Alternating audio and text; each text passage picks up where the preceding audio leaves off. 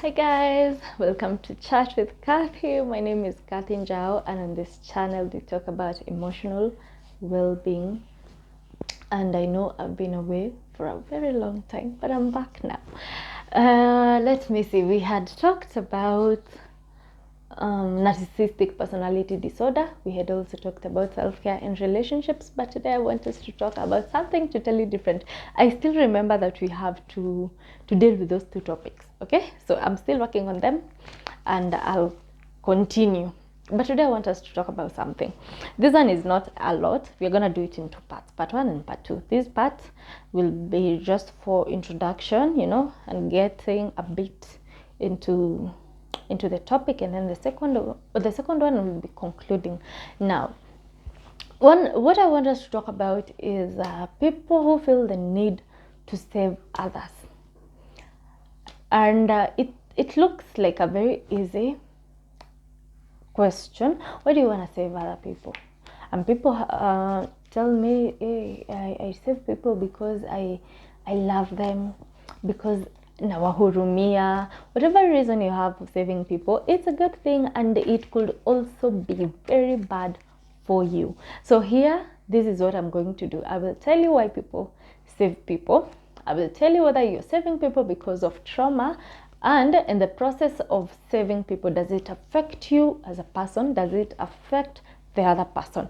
And the fourth question we're going to answer is, at what point is it too much? At what point is this saving extreme? At what point does it become toxic? Okay, and I have a book here with me. Kama kawaida, if you see me with a book, you know we are about to start reading. So take your pens and notebooks. Let us dive right into it. So the first question that you ask yourself is, why do you save people? Okay, hypothetical, why do you save people? But from my research, I have noticed that people save people for three main reasons. The first one is empathy. You just feel intensely that they are in so much pain, they are going through too much, and you have to deliver them from whatever they're going through. It is as simple as that. You are an empathetic person. The second reason could be you have a sense of duty towards them. Maybe they're your friend, they're your partner, they're your child, they're your parent, and that relationship that you have with them makes you want to save them. Okay, and that reason is that you have a desire for to be, not to be noticed. The term is for recognition. Okay, you save people because you want us to recognize that you have saved them. Okay, keep these things at the back of your mind, because you're going to break down the first one, the second one, and the third one pole pole too. So remember them at the back of your mind. So the other question before we dive deep into the topic is it bad to save people? And I'm here to tell you yes and no. That is my professional opinion. Yes and no. It is good to save people, and it is also bad to save people. So as you do the saving, here are a few things that you need to put in mind as you do it. And the first thing is, you need to respect people's boundaries. The boundaries are in place to save themselves from you who want to save people. They have boundaries. Kuna mali hufai kupita. Okay, make sure that you respect that. Do not cross lines that you have no business crossing as you save them. Okay, number two is empowerment. I want you to think that instead it is like this: do you give somebody a fish, or do you teach them to fish kind of situation? So as you're saving people, so as you're saving people, are you empowering them? Can they get their own fish, or do they have to keep on relying on you to save them? Okay, so keep that at the back of your mind while you are in this saving people process.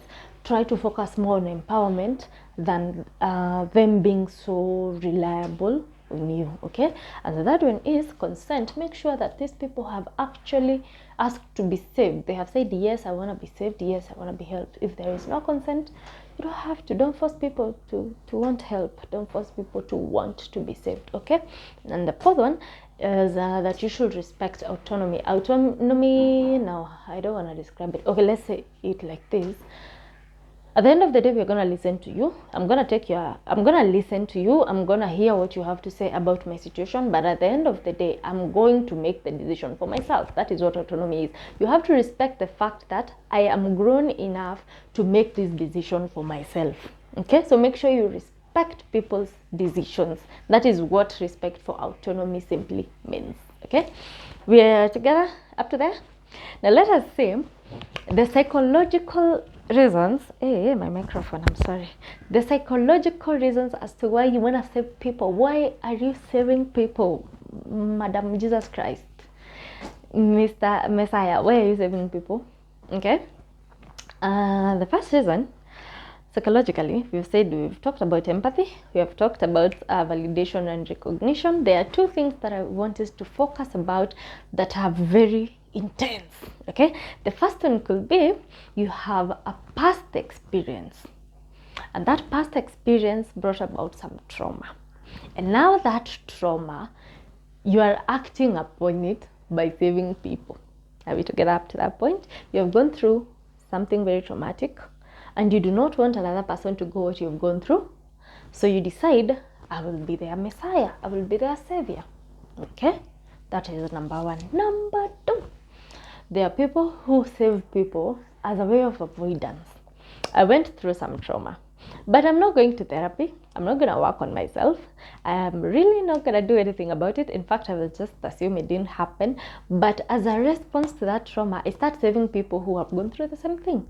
So now that saving is caused by my wish to ignore what happened to me. I don't want to put in the work, so I just save other people. It makes me feel better. Okay? Now, the other thing, I hope you're still taking notes.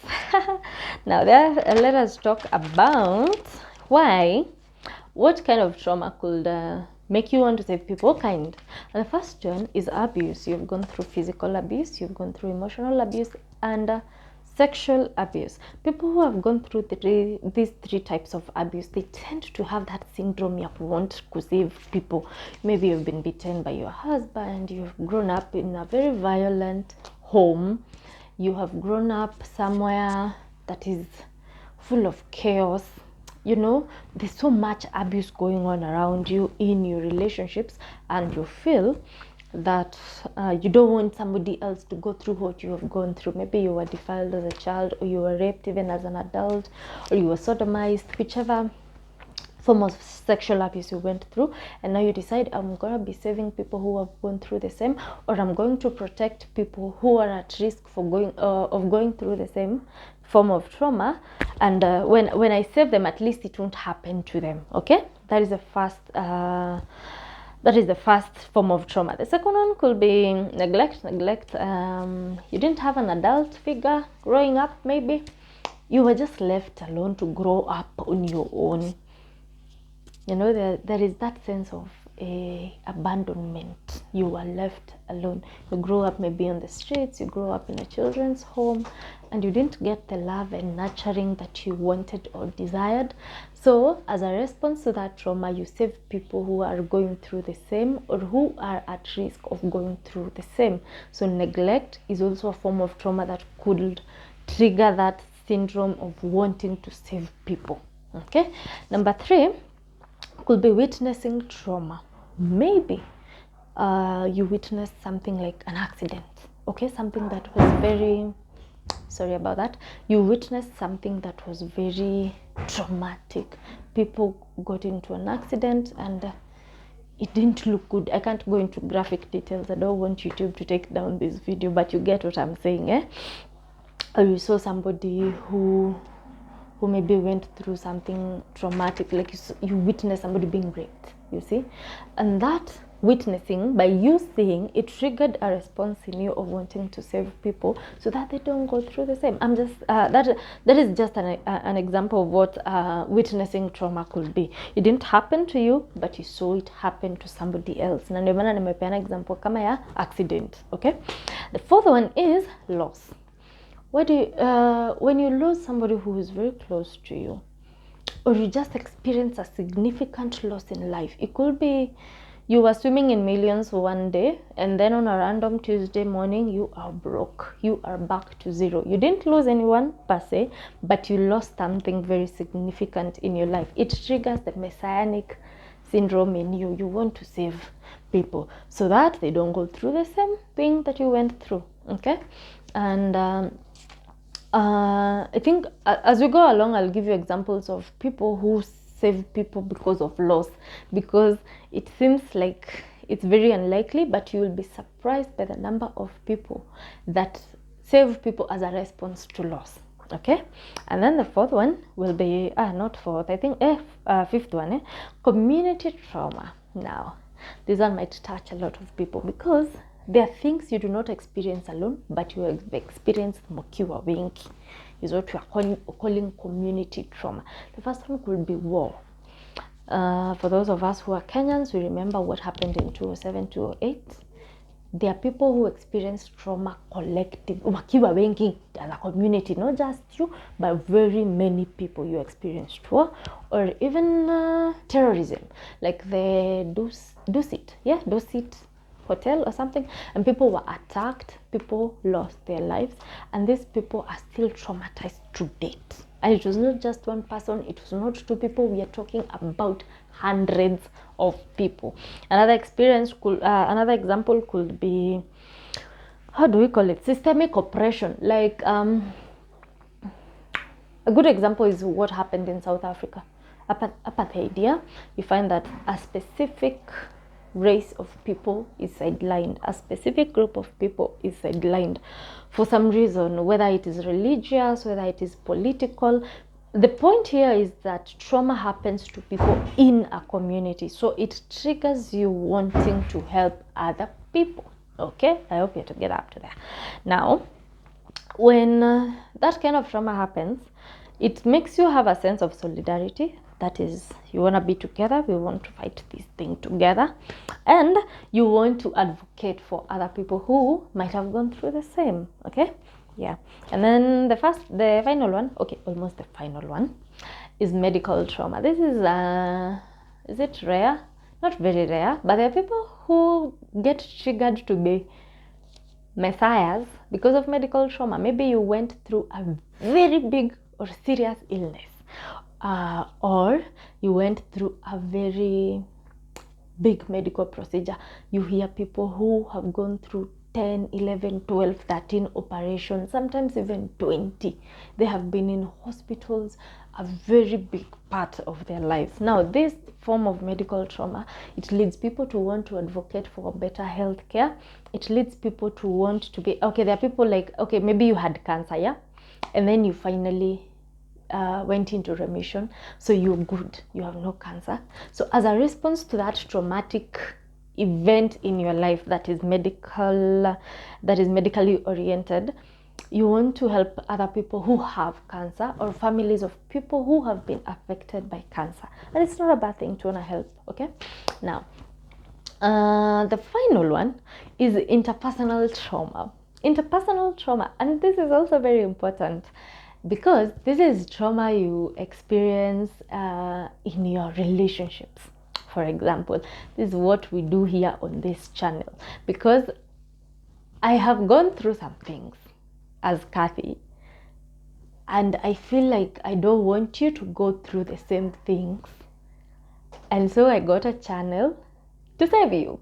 Okay, that is what interpersonal trauma can do. Maybe it mostly stems from personal relationships. I will tell you of experiences that I've had with my bad relationships with boyfriends or whatever.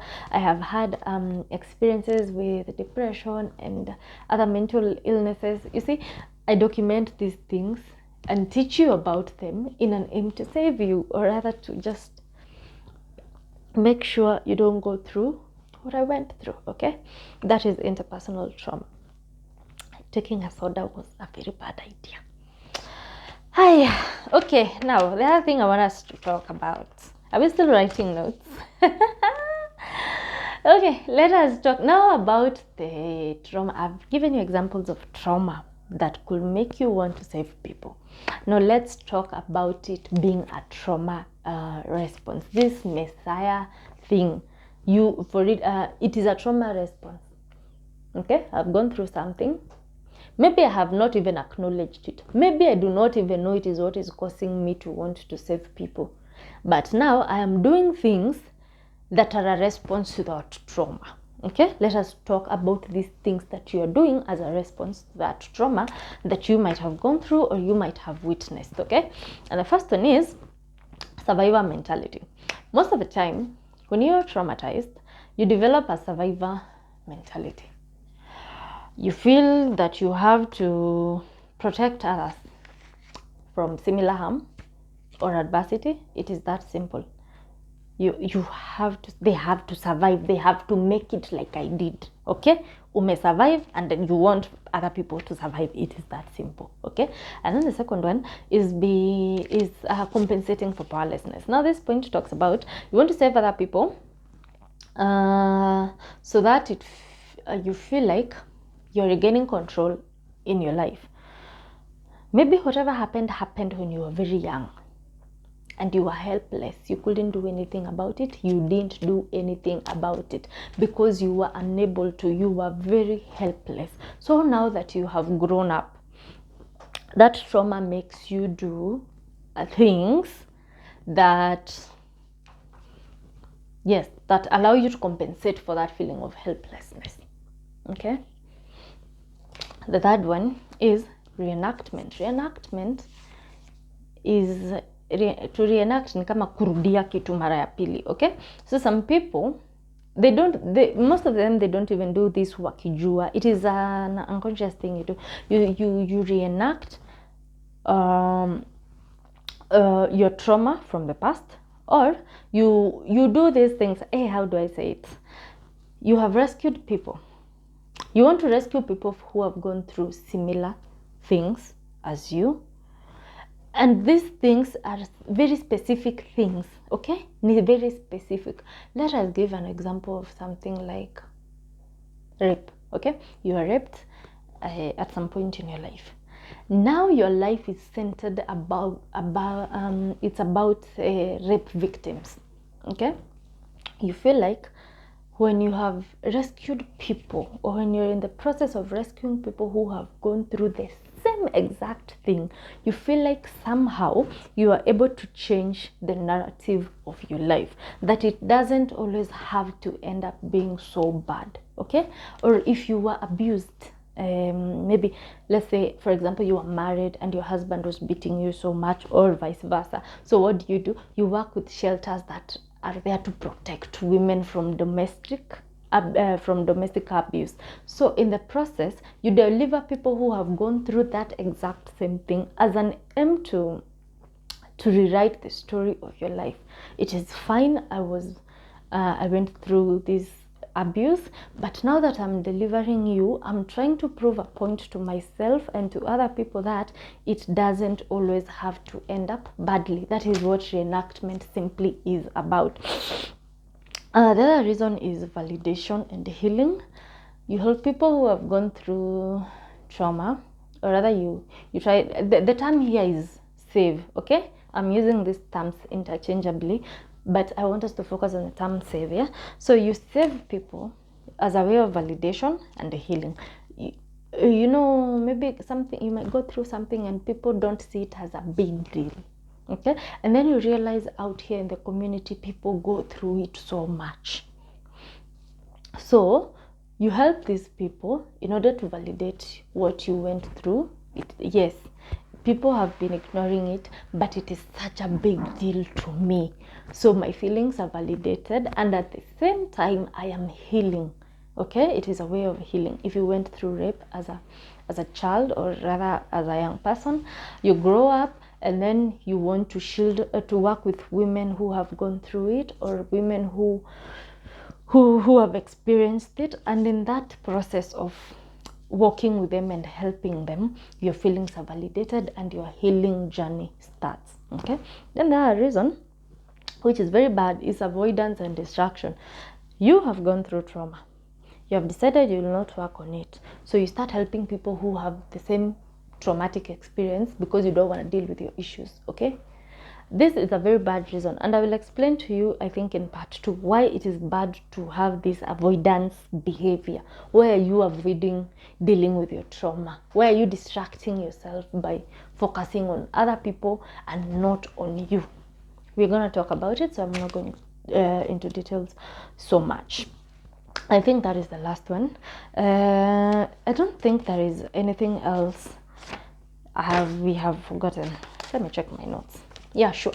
So I didn't want to make this video long, but I hope we have noticed we have gotten the point of the video. The point of the video was to tell you why people save people. We have given you reasons. I have also told you that it is more psychological, and now you have the psychological reasons as to why you want to save people, and I have told you the things you do as a response to that trauma. All these things I have outlined here. I will be able to go into more details in the second part of this video that I'm gonna post very soon. But the question that begs an answer is this: can this saving people be too much? Is there a point it reaches and it becomes very toxic or dangerous, either to me or to the other people around me, in as much as you are helping victims, as much as you are trying to save people? Can it get to a point that it is too much? And I want to drive this point home. Excuse me, I really shouldn't have taken that soda. Now, you know, we can save people for very different reasons. Sometimes it doesn't even have to be psychological. You cannot be, it is not mostly out of a traumatic response. There are people who are just empathetic.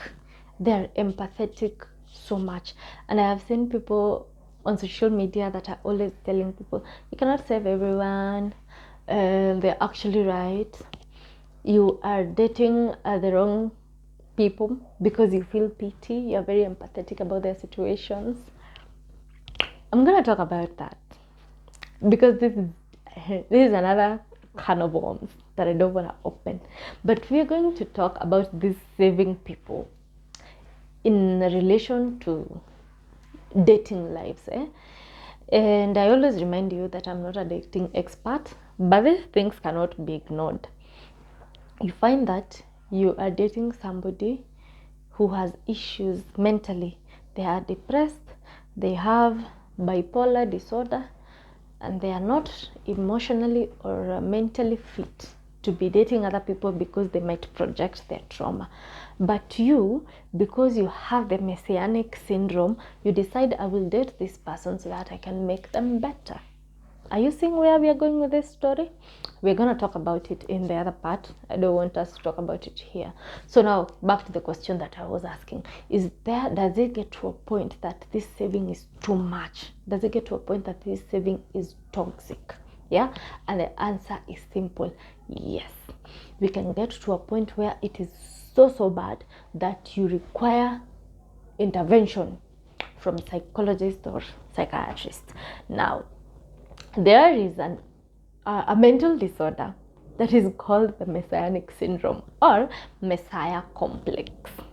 Okay, this one is not good, and I'm just giving you a very shallow overview of it. Now, this messianic syndrome is not exactly something that is very good, because you feel that you have to save people.